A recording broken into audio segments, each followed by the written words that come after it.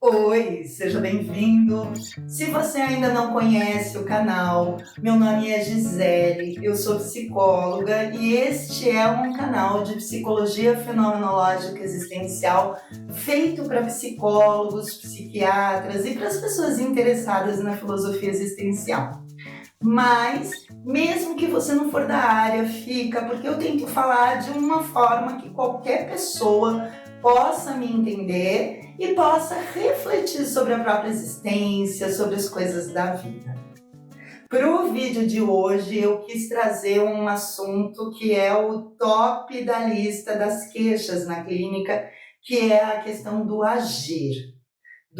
Eu sei o que eu tenho que fazer, eu tenho consciência de que as coisas precisam ser mudadas e o que precisa ser mudado, mas mesmo assim eu não consigo fazer nada para sair da situação.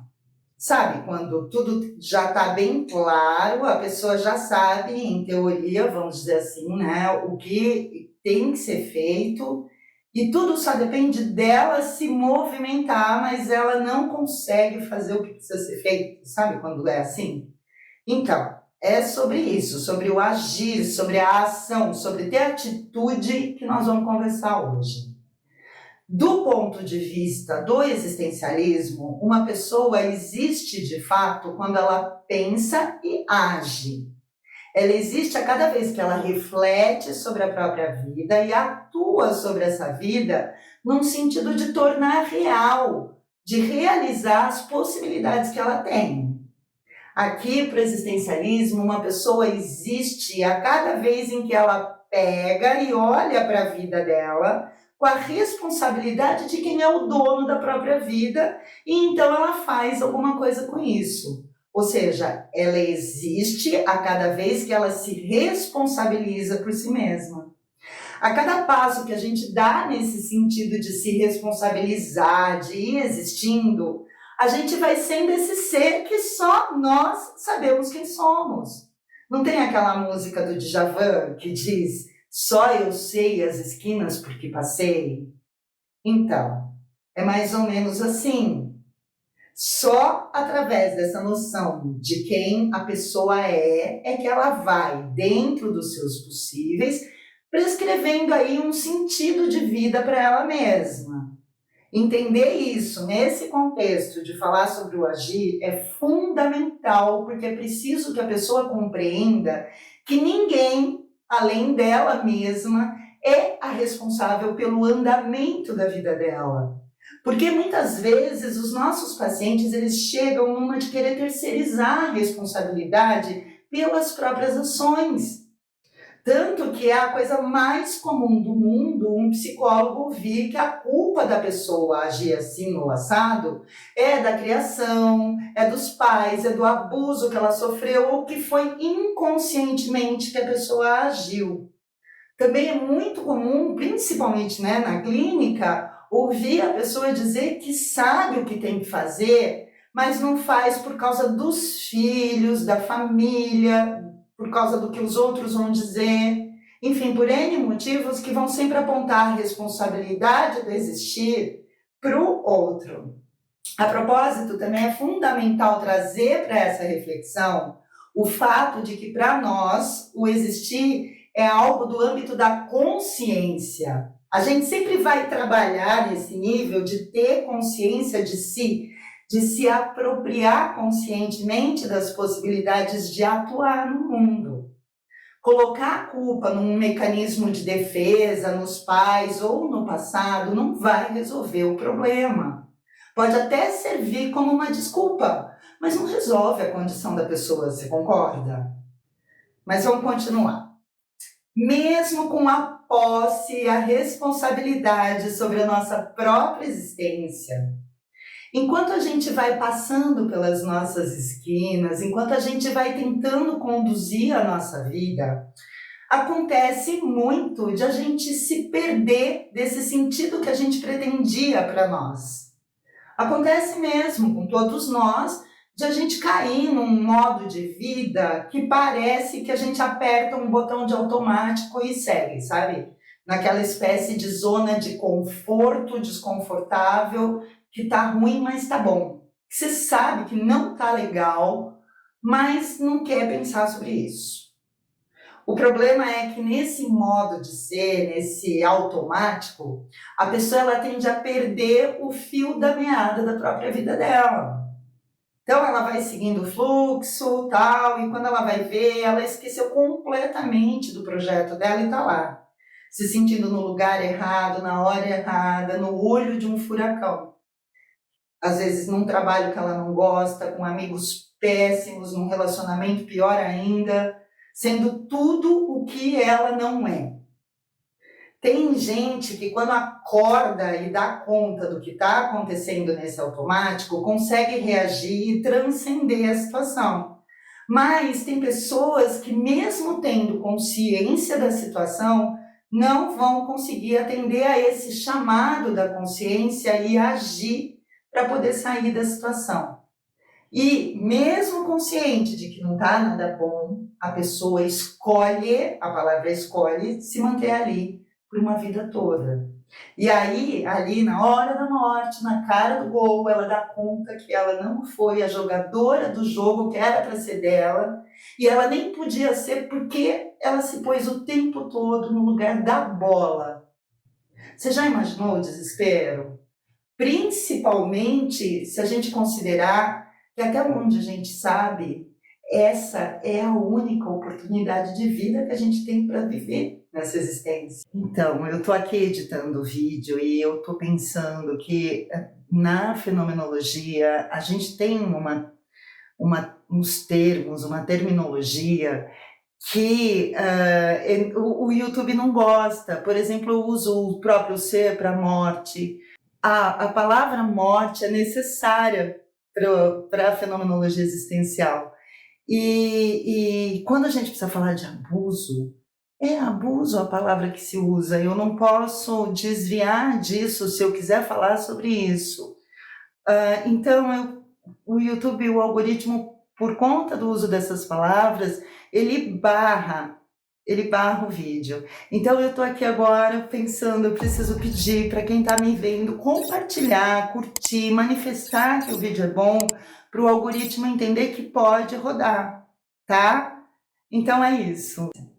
No livro A Morte é um Dia que Vale a Pena Viver, a médica Ana Cláudia Quintana Arantes, falando sobre os arrependimentos das pessoas na hora da morte, ela diz que a frase do topo da lista dela é: eu gostaria de ter priorizado as minhas escolhas em vez de ter feito escolhas para agradar os outros. E como é comum, né? A gente ouvir que a pessoa cuida mais dos outros do que de si própria, e o pior, se referindo a isso como se isso fosse uma virtude. De repente, ela, quando na hora ali da morte, ela tem a mais cruel das noções de que ela desperdiçou a vida que ela tinha. Para Ana Cláudia, uma pessoa que faz esse tipo de escolha, faz porque ela quer ser importante para alguém. Mas esse não é o caminho. Vamos ver aqui o que ela diz sobre isso. Pensemos. Usar nosso tempo de vida para nos tornarmos importantes na vida de outra pessoa é escolher um caminho bem torto para existir. Se podemos ser nós mesmos e se isso fizer de nós seres amados apenas pelo que somos, isso é felicidade, é completude. No entanto, se precisamos nos tornar outra pessoa para nos considerarmos amados, há algo errado. É quase certo que nos arrependeremos depois. Não podemos ser aquilo que representamos para o outro. É um caminho muito perigoso. As questões da responsabilidade sobre si e do ser para a morte são dois aspectos fundamentais de serem trabalhados neste caso, em que a pessoa apresenta essa dificuldade da ação. Mas, além desses, existem outras instâncias que eu acho interessante trazer para serem trabalhadas nesse ponto em que existe uma consciência, em que existe uma abertura por parte da pessoa para um movimento, mas ela não acontece, né? De pronto, quando eu penso sobre isso, me vem a questão daquilo que o Heidegger chamou de Sorge, o cuidado de si. Eu penso que é essa instância do cuidado que é, de alguma forma, afetada nesses casos, mas é preciso que eu diga que quando eu me refiro ao cuidado de si, eu não estou dizendo de fazer skincare ou de escovar os dentes 3 vezes ao dia. Não é isso, não é sobre isso, sobre esse tipo de cuidado. Quando eu me refiro ao sorgue, ao cuidado de si, eu estou me referindo ao cuidado mais profundo que pode existir, que é aquele que te obriga a prestar contas da sua vida para você mesmo. Eu vou explicar melhor. Dentro da analítica que o Heidegger propõe, ele sugere que alguns aspectos são as condições sine qua non para que uma existência aconteça. Essas estruturas vão se configurando, se ajustando entre si enquanto a gente vai existindo. E elas vão determinando, então, o nosso modo de ser.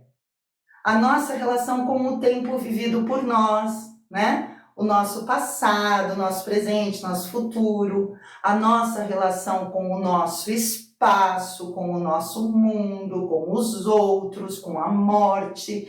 Tudo isso vai determinar a forma como a gente tem sido, como a gente é e como a gente se destina a ser. Entre todos esses elementos que o Heidegger chamou de existenciais, tem o cuidado, a cura de si, que para o Heidegger é o componente essencial da nossa existência.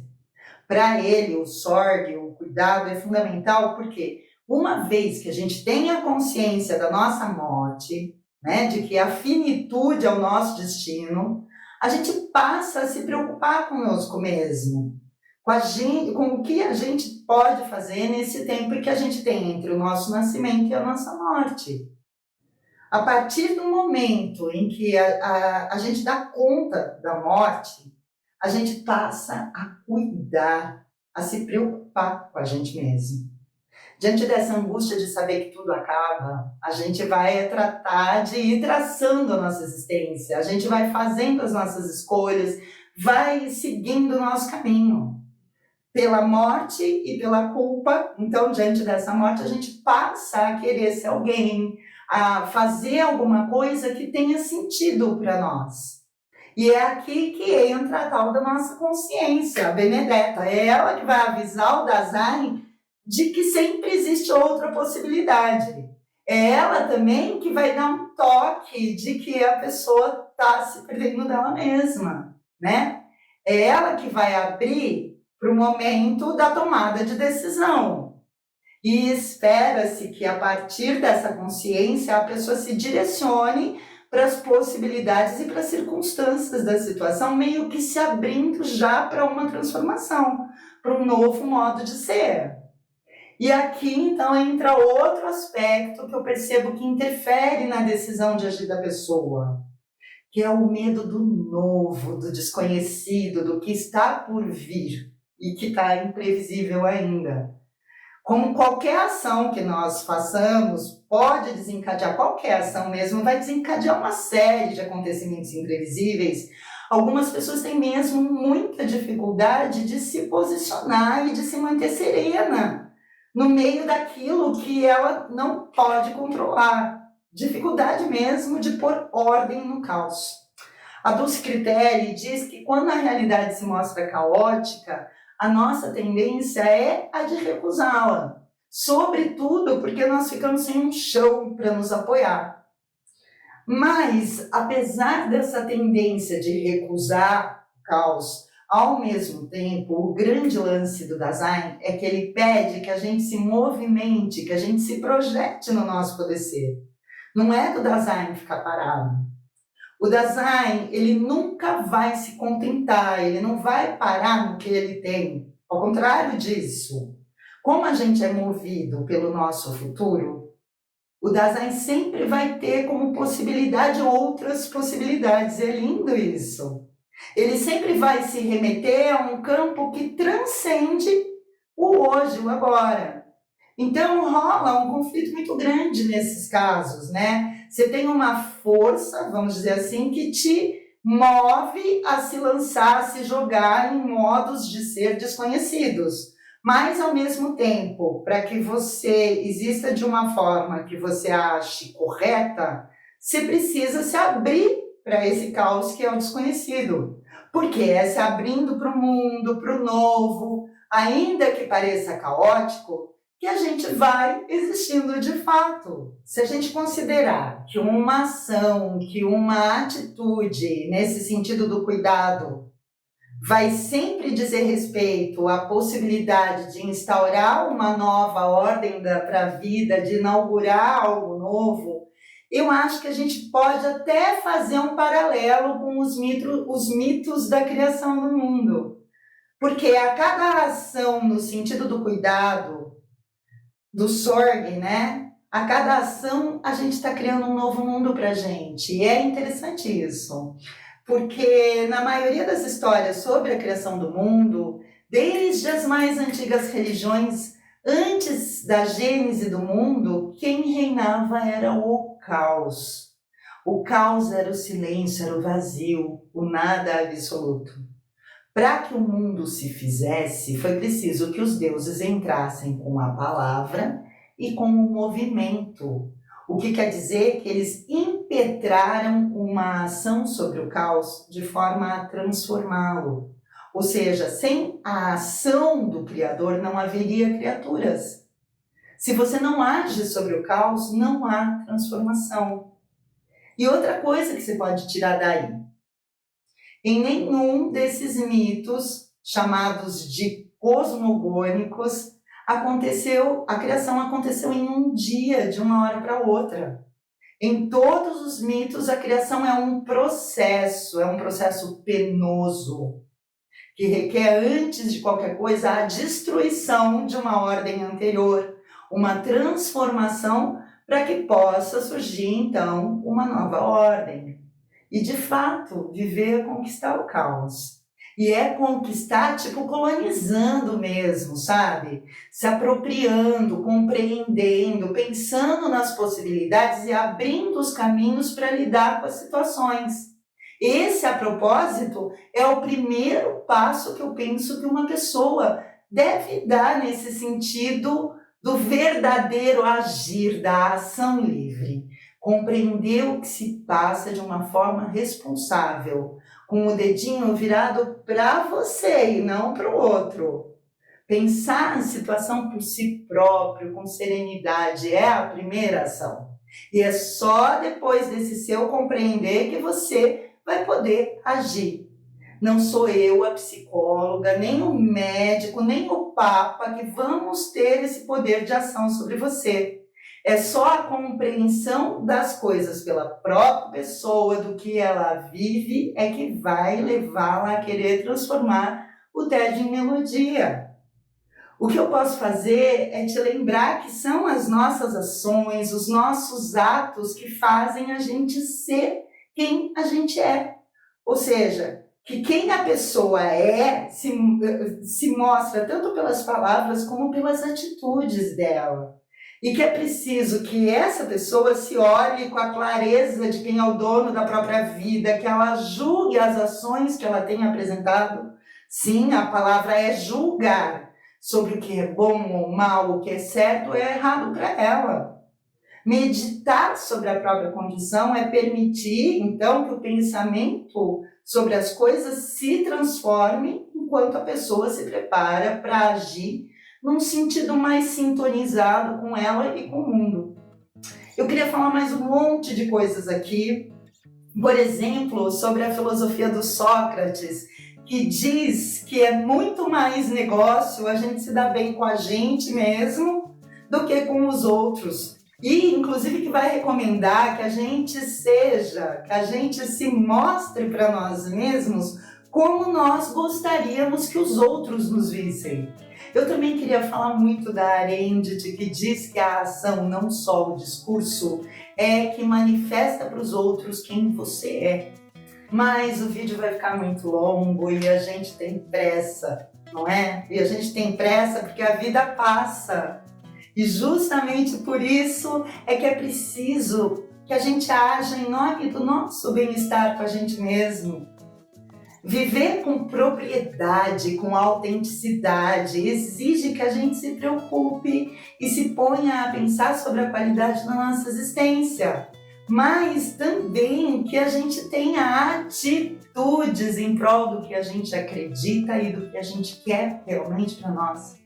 Se a minha função aqui como psicóloga é devolver a preocupação, o cuidado da pessoa para com ela mesma e auxiliar essa pessoa a encontrar uma lucidez no sentido de encontrar luz, de clarear as ideias, foi isso que eu tentei fazer até aqui nesse vídeo de hoje. Te lembrar que é só a partir do cuidado de si que uma pessoa vai poder se destinar de uma forma saudável a cuidar dos outros. O chamado que vem de fora, ele nunca vai ser suficiente. Ele tem de vir do âmago do Dazai no seu próprio tempo. Mas mesmo assim, eu fiz esse vídeo porque de repente vai que ele toca o espírito de alguém. Esperemos! O próximo vídeo é sobre transtornos alimentares. Ativa o sininho aí para não perder. É isso por hoje. Beijo enorme. Até a próxima. Tchau!